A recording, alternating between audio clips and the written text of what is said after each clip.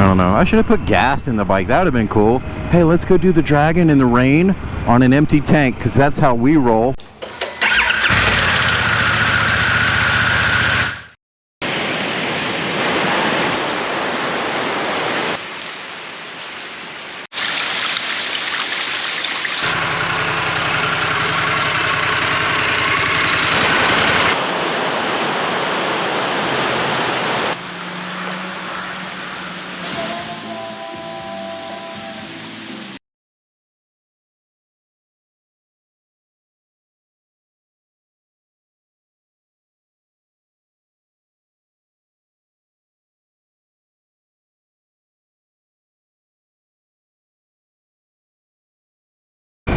Here it begins, folks. 11 miles, 318 turns. I'm not going to count them, even though it's just like, you should count them. I'm like, you should not tell me to do that, because I don't want to count shit. But I think that was 1, and this is 2, and there's probably going to be 318, because that's what they all keep saying. The sign's all fucked up. That's cool. That's what you want to see. The Dragon in the rain, folks. First Pan America, first Harley Davidson Pan America in the history of Harley Davidson Pan Americas to ride one of the greatest rides on the planet Earth. Tail of the Dragon. You know it. Look at this. We're riding the Dragon at 33. Hey. High crash area next 11 miles. High crash area. That means the crashes are high, or you're high when you crash. We're in Tennessee. I went to Tennessee on my trip. The movie Platoon, back home, down by the river in Tennessee. Sniffed them pines. Sniffed that cross-mounted pussy down by the river. Woo, Lord! Keith David. Look at this shit. You need to pay attention up here, folks. Holy Toledo Salamanca broadsword worth about $1 million. Ah, you turned at 15. Fuck me. Wow. I told myself I wasn't going to curse in this video, because curse words, like South Park said, they're curse words. I get that. It's not good. It's not good. You don't need them. But I feel like being ignorant and raised wrong, they're just so accessible. I don't know. I should have put gas in the bike. That would have been cool. Hey, let's go do the Dragon in the rain on an empty tank, because that's how we roll. That is how we roll. Dragging in the rain with my tank on low. I should have got some gas, but I'm a stupid mofo. Alright. I can't stop. I just can't stop, man. It should be calling me, man. It be calling me. What you gonna do? What you gonna do when they come for you? Holy fucking shitballs. Wowzers. I should have got gas. What kind of dumb fuck am I? Hey, everybody watching this? I'm dumber than you. You ain't know that. You ain't know that. I got this shit, homeboy. I'm gonna go back to the gas station and shit. Wait. Y'all ain't know this.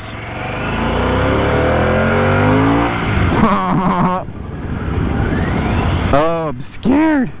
It scares us, precious. High crash area. That's cool.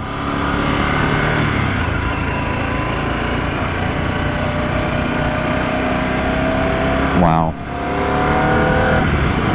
I can't believe I'm doing it. I can't believe I'm doing it, you guys.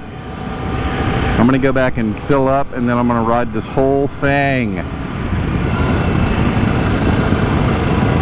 We ain't petty, nigga. We buy the whole thing. See, most of my niggas still dealing cocaine. Yeah. Most of my niggas is still dealing cocaine, y'all. We cut them long, we cut them wide, we cut them fat, we keep them coming back. I don't know, I get possessed by various still living rap artists. Strange. Wow. You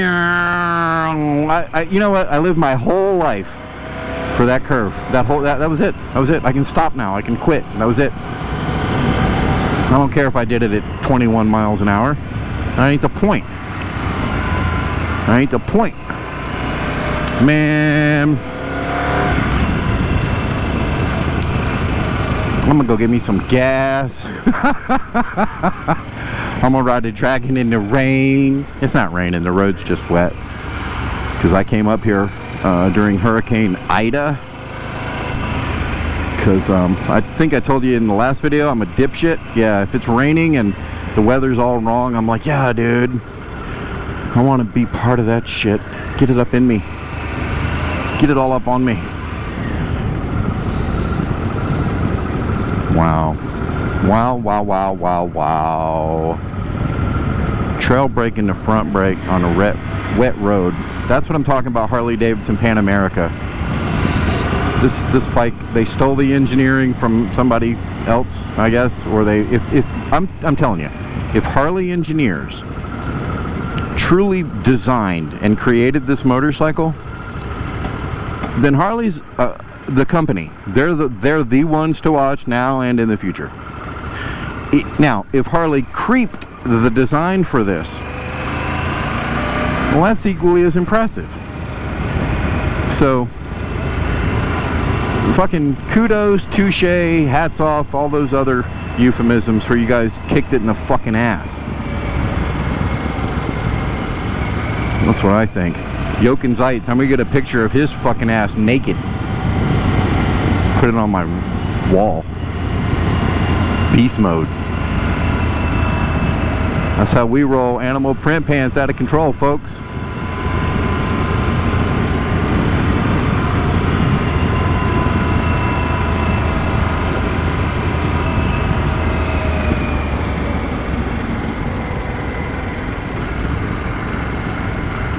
Cray cray.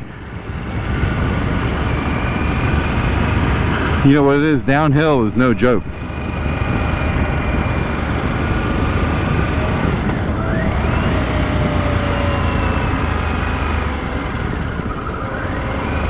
Hug that white line. I'm way too far away from it.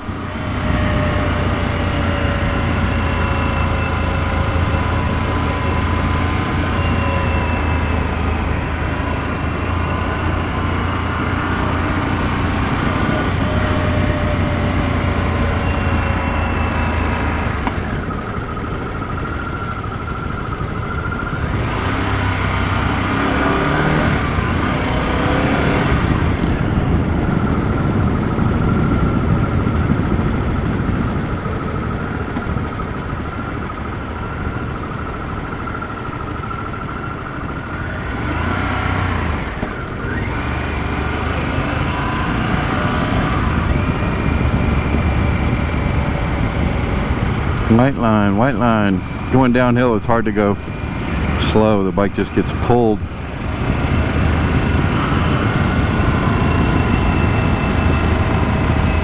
Engine brakes useless. Well, I mean, it's not useless. It is keeping me from zinging, but it's not. I don't know. I guess I'm just used to Florida. I may not use any of this audio. I may just use the video and dub over this. Who knows? This is just beautiful. Just beautiful.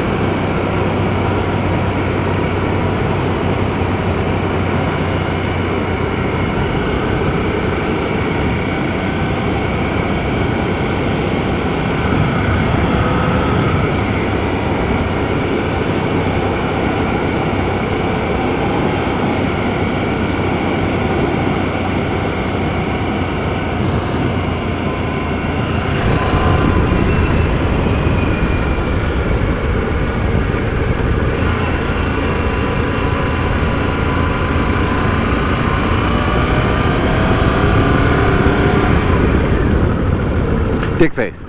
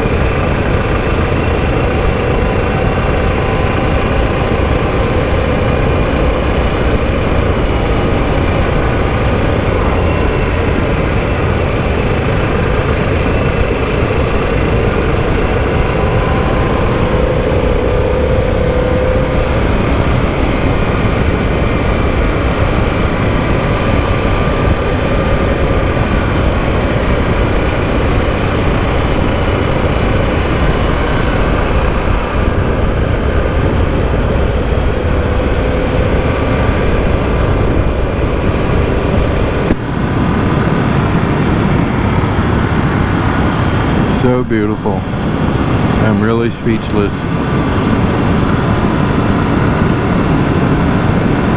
I don't know why people don't include this in their rides to the Dragon. It's more beautiful. Definitely not as challenging. But holy Toledo, as far as scenic goes, this is beautiful. And I never see any videos on the Cherahela Skyway, which is very beautiful. I'm gonna get some tomorrow.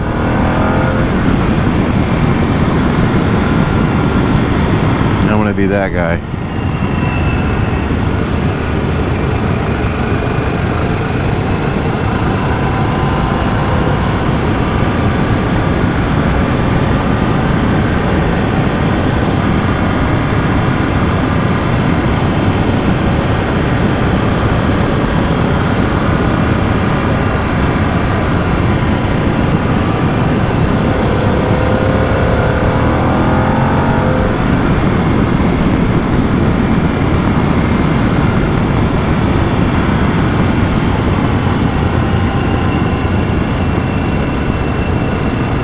It's hard to go slow on such a confidence-inspiring motorcycle.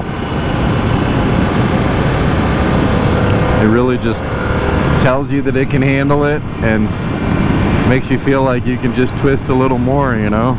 That's what kills people too, I know. It's that losing the fear of what you're doing and just getting too used to it or too comfortable with it. You should keep a healthy amount of fear.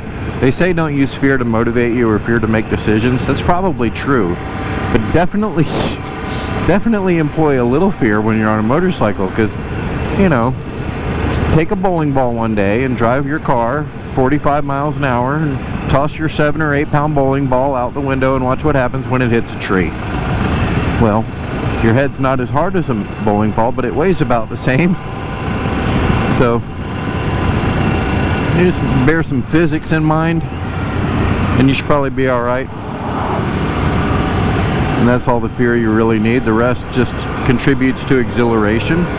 Really? A little bit fear and excitement are kind of the same thing at some levels, right?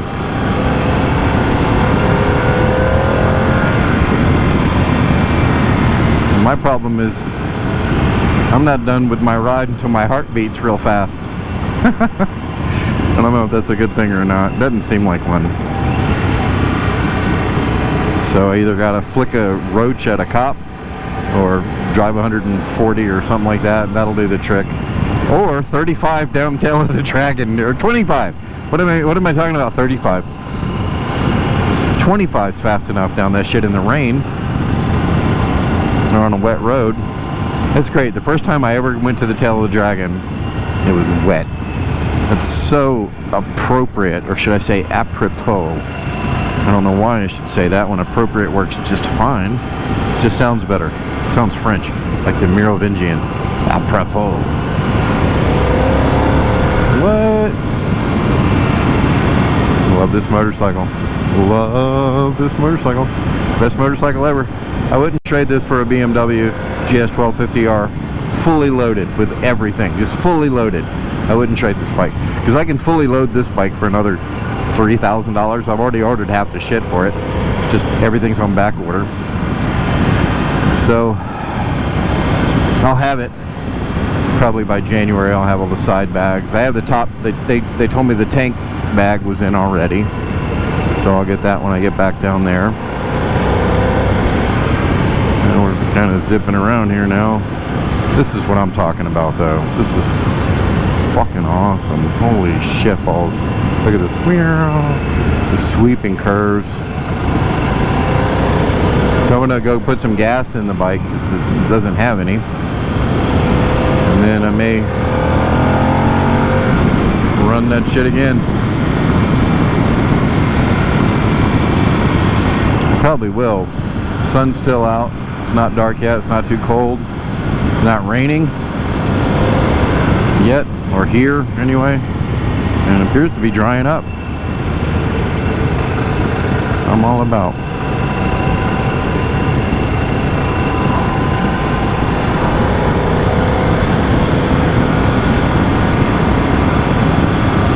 Yeah, boy.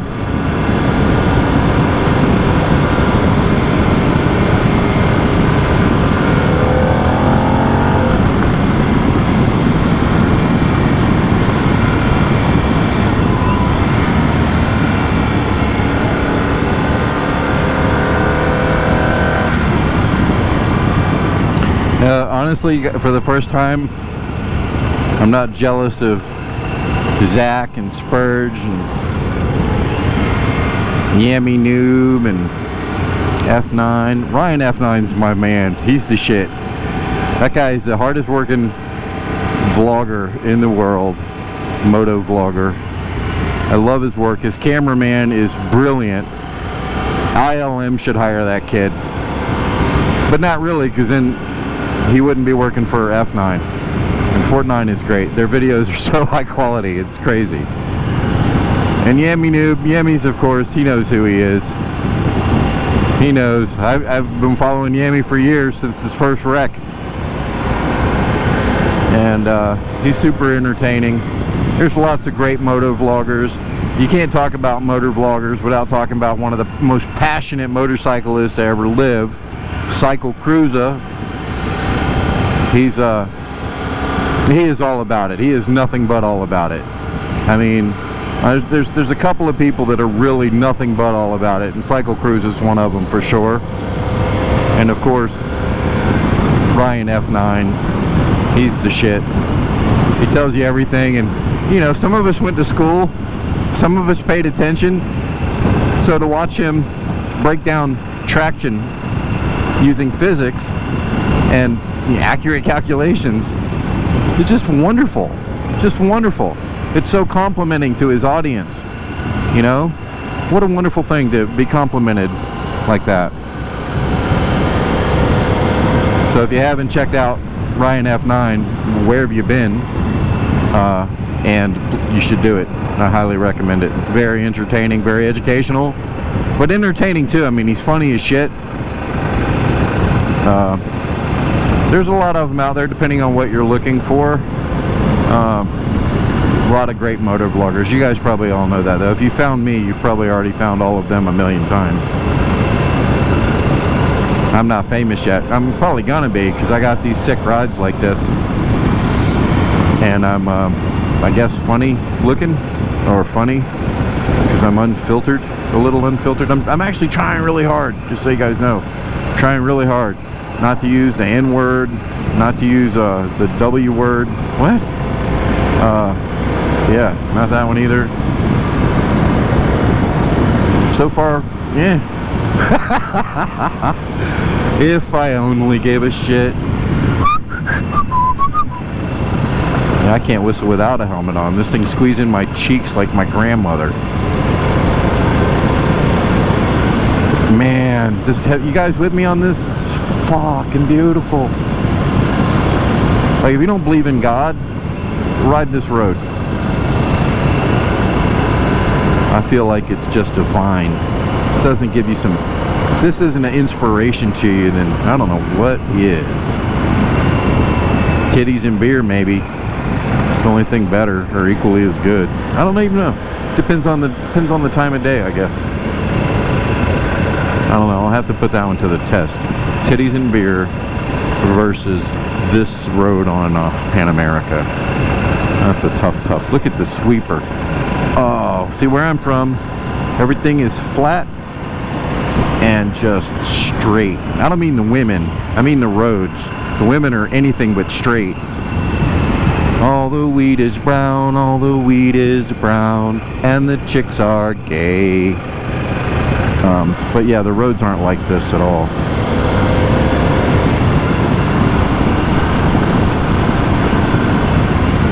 See, I just threw the two fingers. It's so nice to be in the club, the two-finger club. I love it. People, I know a guy, the guy I bought this bike from, Drew, over at Bruce Rossmeyer, Harley Davidson, Daytona. He's like, oh, I don't wave at anybody. I'm like, what the hell? You know, I guess it's a motorcycle club thing. You get all tough. You ride motorcycles every day for the rest of your life. You don't wave at people. Bullshit. I wave at people, and then some people are like, do you wave at people in cars? Honestly, since I started riding motorcycles, every time a motorcycle passes me, I'm tempted to wave at him, whether I'm in a car or on a motorcycle. And it's a wonderful feeling. Feel like you're connected. Look at that, look at that, look at that. To feel like you're connected to something, you know?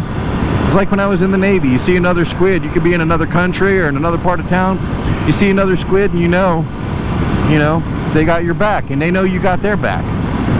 I feel that way about bikers. I used to be scared of bikers when I was little, of course, you know.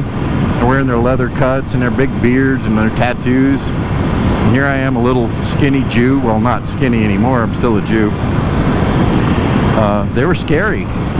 But then I kind of got a Harley and ended up hanging around a few inadvertently and found out that they're some of the most down-to-earth, coolest, sweetest people. And I mean, like, go out of their way to help you. Good people. So it's just another testament to how ignorant I am, you know. And I don't want to just say me, because honestly, it's a cult of personality thing. We're all raised to think things. We're taught things in school that simply aren't true. Not on the larger sense of the truth. Sure, people get kidnapped in Mexico, right? But I went to Mexico thinking, you know, here I am, a blonde-headed white guy, 18 years old. Not now, of course, then. And I was, I was a little intimidated by going to Mexico. I got down there. The bouncers at the clubs came up to my neck.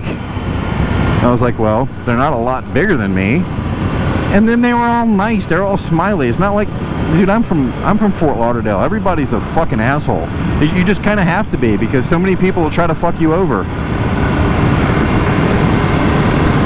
But I went to Mexico, and everybody there is just as sweet as can be. I felt like such an idiot for ever having judged them otherwise. Some of the sweetest, most kind people. I'm not saying everyone, right? There's always exceptions to rules.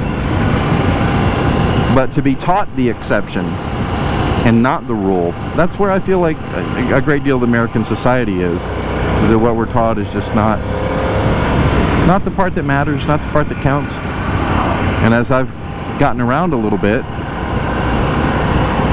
I found out that I was really wrong to prejudge people, to have prejudice. But prejudice comes from fear, and it's not easy to get past fear until you've been educated past it. And that usually comes from, you know, hanging out with different kind of people. And so you find out that the common threads are all the threads. All of them. They're just expressed a bit differently.